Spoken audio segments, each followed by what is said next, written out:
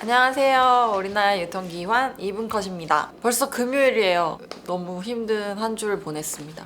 실적 시즌에다가 비도 많이 오고 또 미팅도 많았어가지고 하여간 여러분들 지난주에 제가 편의점 점포 수익 모델에 대해서 말씀을 드렸었는데 굉장히 많은 분들이 봐주시고 창업 준비하시는 분들한테도 도움됐다라는 피드백을 많이 받아서 오늘은 한일 편의점 전격 비교 시간을 가지려고 합니다. 제가 2018년도에 일본에 출장 갔다 왔었거든요. 그래서 그때 일본 기업들 탐방 미팅도 진행을 했었어요.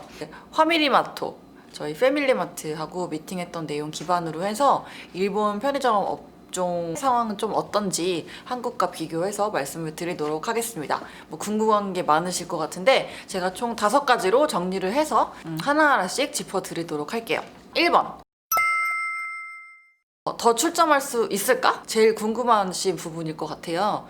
그래서 그때 저희가 미팅했을 때 말씀을 해주신 게 일본이 편의점이 2019년도에 55,620개를 기록을 했거든요. 근데 회사가 얘기하기로는 그동안에 4만 개 때도 포화라고 했고 5만 개 때도 포화라고 했는데 지금은 진짜 포화인 것 같다라고 대답을 하시는 거예요. 화미니마토에서. 그래서 정말 이제 일본도 출점이 될 만큼 됐다 이렇게 보실 수가 있을 것 같고요. 2019년도에 일본 편의점 개수가 전년 대비해서 123개가 줄어들면서 통계를 집계 시작했던 2005년도 이후에 이제 14년 만에 처음으로 감소세 를 보이기 시작을 했습니다. 업체의 IR도 출점이 어렵다고 말씀을 하시는 상황이다 이렇게 이해를 하시면 될 것 같고요.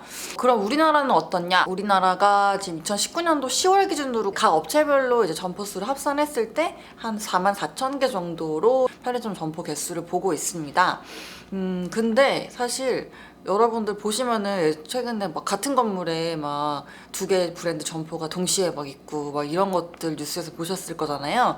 근데 실제로 저희가 일본 대비해서 인구도 조금 적고 국토 면적도 일본이 넓다 보니까 이제 그 애플 투 애플로 비교를 하기 위해서 좀 계산을 해보면 저희가 인구 10만 명당 한국 편의점 개수가 지금 85개 정도 됩니다. 근데 일본 같은 경우는 지금 인구 10만 명당 편의점 개수가 한 44개 정도 되거든요. 그러니까 저희가 정말로 출점이 좀 많이 됐다라고 보실 수가 있을 것 같아요. 우리나라 같은 경우도 이제 편의점 출점이 굉장히 활발하게 이루어졌던 시기가 2014년도, 15년도 이럴 때였었거든요. 한창 막 BGF 리테일 상장하고 이랬을 시기였는데 근데 아시는 대로 프랜차이즈 계약이 편의점 프랜차이즈 계약이 보통 5년이잖아요. 그렇다 보니까 이제 그때 출점했던 점포들 그리고 2014년도 이후에 출점했던 점포들이 재계약하는 시즌이 돌아오는 게 작년부터거든요. 그렇다 보니까 이제는 출점도 출점이지만 이 재계약 점포들을 얼마나 많이 확보를 할 수 있는지가 향후에 편의점 업체들의 그런 출점 순증의 중요한 포인트로 봐야 된다 이렇게 말씀을 드리고 있습니다. 결론은 더 출점할 수는 있지만 재계약 시장이 조금 더 중요하고 우리보다 편의점이 좀 더 먼저 발달했던 일본 같은 경우는 포화인 것으로 추정이 되고 있고 실제로 점포 수도 이제 순증보다는 감소세를 보여주고 있다로 정리할 수 있겠습니다. 2번째, 점포당 일평균 매출액은 어느 정도일까? 인데요. 지난번 영상에서 말씀드린 것처럼 우리나라 점포의 평균 매출액은 한 하루에 180만 원 정도를 기록을 하고 있습니다. 근데 일본 같은 경우는 하루에 550만 원에서 600만 원에 달하는 일매출액을 올리고 있는데요. 그래서 그 차이에 대해서 저희 탐방 가서 가장 많이 여쭤봤던 것 같아요. 이 차이는 일단은 매출 구성에 좀 기인한다고 보실 수가 있습니다. 지난번 영상에서 저희 담배 매출이 한국에서 어느 정도라고 했었죠? 네, 40%라고 말씀드렸었죠. 근데 일본 같은 경우는 이제 프레시푸드, 일배식품, 일일 배송식품을 포함한 식품 쪽의 비중이 40% 정도가 넘어가는 수준이에요. 그렇다 보니까 이제 일평균 매출액이 조금 더 높게 나오는 경향이 있고 편의점 시장을 P 곱하기 Q로 봤을 때, 그러니까 P라 함은 점포당 매출액이고, 그다음 Q라 함은 이제 점포의 개수, 이렇게 이제 저희가 식을 봤을 때 Q는 아까 말씀드린 것처럼 좀 과거처럼 엄청 활발하게 출점하기는 조금 어렵긴 하지만 P, 그러니까 점포당 매출액으로 봤을 때에는 일본 대비해서 상승할 수 있는 여력은 어느 정도 남아있다, 이렇게 말씀을 드리고 있습니다. 그래서 편의점 업체들이 굉장히 도시락이라든지 뭐 여러분들 SNS상에서 바이럴되는 그런 디저트류 같은 거 개발을 많이 하시는 이유가 이제 이쪽 매출액을 늘려야지 일평균 매출액도 올라가고 마진도 좋아지다 보니까 그런 부분에 지금 많이 집중하고 계신다고 보시면 되겠습니다. 그래서 일본 편의점 가시면 맛있는 게 너무너무 많잖아요. 계란 샌드위치, 크림빵 이런 거. 세 번째, 일본의 최저임금은 어느 정도일까인데요. 아시는 대로 우리나라 같은 경우는 지금 8,590원으로 결정이 돼서 2019년도 대비해서 2.9% 인상한 게 2020년도인데요. 일본은 지역마다 이제 조금씩 다르기는 해요. 최저임금이. 전국 평균으로 봤을 때는 901엔 정도입니다. 그래서 거의 한 11년 만에 동결을 한 상황이고요. 그 다음에 네 번째, 복수점포 운영 비중인데요.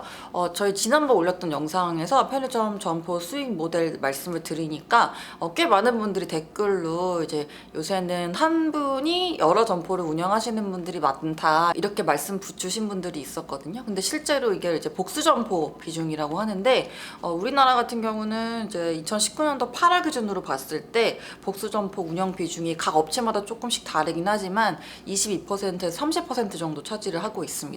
일본 같은 경우 좀 놀라워요. 이 패밀리마트 같은 경우는 거의 70% 정도가 복수점포 비중을 차지하고 있습니다. 그래서 비중이 되게 많이 올라왔어요. 이게 실제로 IR 자료에 나와 있는 거여가지고 제가 이제 출장 가서 미팅하기 위해서 정말 그 준비를 많이 해야 되거든요. 왜냐면 다들 바쁜 시간 내서 만나주시는 거고 또 저도 바쁜 시간 내서 가는 건데 굉장히 많은 인사이트를 얻고 와야 되다 보니까 그 전에 공부를 정말 많이 해 가야 됩니다. 그렇다 보니 그 막 몇 년치 사업 보고서들을 다 이제 리뷰를 하면서 데이터를 쌓아가지고 어떤 걸 여쭤봐야 될지 질문 리스트를 가져가는데, 근데 복수점포 비중이 진짜 매년 올라와서 지금 70%더라고요. 그래서 이게 어떻게 가능하냐, 어떤 트렌드냐라고 이제 여쭤보니까 실제로 생계를 유지하기 위해서 하시는 분들은 많지 않고 이렇게 많이 점포들이 통폐합이 돼서 가업처럼 하시는 분들이 많다. 그렇다 보니 이제 복수점포 비중이 많이 올라왔다, 이렇게 말씀을 주시더라고요. 복수점포 비중은 일본은 거의 70%, 저희는 한 30% 정도다, 이렇게 보실 수가 있을 것 같아요. 그 다음에 다섯 번째, 최근에 무인 점포가 편의점 많이 도입이 되고 있는데 과연 일본도 그러할까? 좀 많이 도입이 되고 있을까? 이런 부분이 좀 궁금했었는데요. 재밌는 게 저희는 뭐 인건비 문제도 있고 뭐 이렇다 보니까 무인 점포 내용이 좀 반영이 많이 되고 있는데, 일본은 재밌는 게 지금 일할 사람이 없어서 노동력 부족 때문에 무인 점포가 증가하고 있습니다. 그래서 실제로 일본의 경제산업성하고 그리고 편의점 주요 업체들이 2025년도까지 전 편의점 점포에 무인 계산대를 도입하겠다고 발표를 했었고요. 그래서 속속들이 지금 들어가고 있는데, 무인 계산대 중에서 이제 여러 가지 형태가 있는데 여기 이제 영상을 띄워드릴 겁니다. 네, 이게 파나소닉이 개발한 레지로보라는 그런 계산 형태인데요. 여기 보시는 레지로보 바구니에다가 물건을 담으시고요. 그 다음에 계산대에다가 올려놓으면 바구니가 밑바닥이 열리면서 물건들이 이제 자동으로 빠지고, 밑에는 이제 비닐봉지가 세팅되어 있어가지고 저희가 산 물건들 자동으로 담기는 시스템입니다. 그래서 이런 식으로 바로 피킹할 수 있게 되어 있어요. 그래서 기존 형태랑 좀 다른 거는 지금 저희가 쓰고 있는 무인 계산대, 이제 뭐 컴퓨터 비전 점포 말고 셀프 계산대 보시면 직원분들이 바코드를 찍던 걸 그냥 저희가 찍고 있잖아요. 그래서 어떻게든 물건을 하나하나씩 인식을 시켜야 된다는 점이 좀 불편한 부분인데, 이 레지로버 같은 경우는 RFID 태그를 기반으로 하고 있어요. 그러니까 이거는 하나하나씩 거기 리더에 맞춰서 찍을 필요는 없고요. 그냥 자동으로 물건이 비닐봉지 안으로 떨어지면서 다 인식이 되거든요. 그래서 조금 더 RFID 태그는 비쌉니다, 바코드보다. 그래서 그런 점이 있기는 하지만 어쨌든 일본도 이런 형식의 점포들을 만들어내고 있다라는 점을 참고하시면 좋겠고요. 무인 점포 관련해서 제가 할 말이 많아서 드릴 말씀이 많아서 이분 컷에서 한 번 더 다룰 예정이에요. 안 그래도 해야지 계속 마음 먹고 있었거든요. 실적 시즌 끝나고 조금 여유가 생기면은 한번 또 영상으로 만나 뵙도록 하겠습니다. 오늘 이렇게 일본과 한국의 편의점 전격 비교 5개 말씀을 드렸는데 도움 되셨으면 좋겠고요. 그럼 오늘 좋은 금요일과 주말 보내시고 저희는 8월에 만나겠습니다. 우리나라 유통기한 언제까지? 아마존고 가는 날까지. 안녕히 계세요.